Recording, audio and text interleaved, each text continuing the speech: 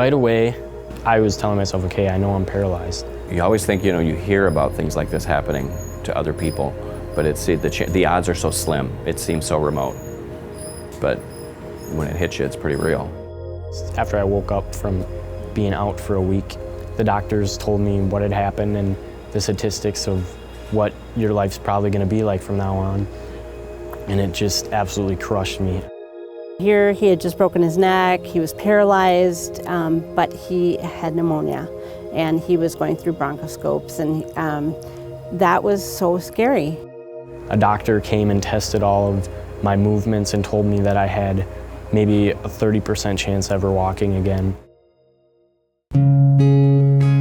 Before the accident, I was your normal 17-year-old, always hanging out with my friends. Athletics were the main part of my life. All I worked for was football. I loved football, and I played football all through high school. Very energetic, just go, go, go, on the go constantly.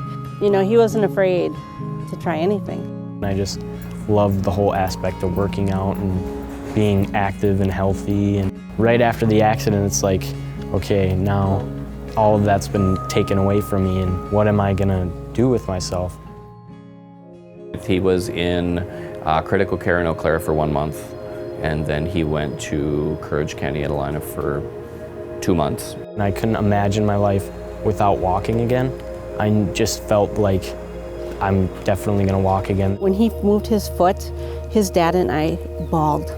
We bawled. It was like he moved his foot. I started with inpatient and outpatient at Courage Kenny. I did therapy there with doing mat work and more work to get me used to living in the world with what I had.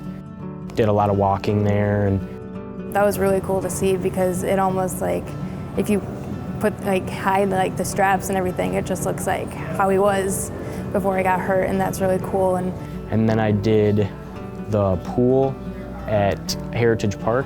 The ground is a treadmill, so then you're walking and in the water, and you have a lot less body weight, so it's easier to walk. Good job, Alex. Here at Courage Kenny, I've been doing ABLE program. Gosh, sorry about that right foot. When I would do workouts in football, I was totally able to do everything, and I knew how to do everything. And this is different because your body can't do the same movements it used to. Yeah, boy. I still think of myself as an athlete with everything I do here.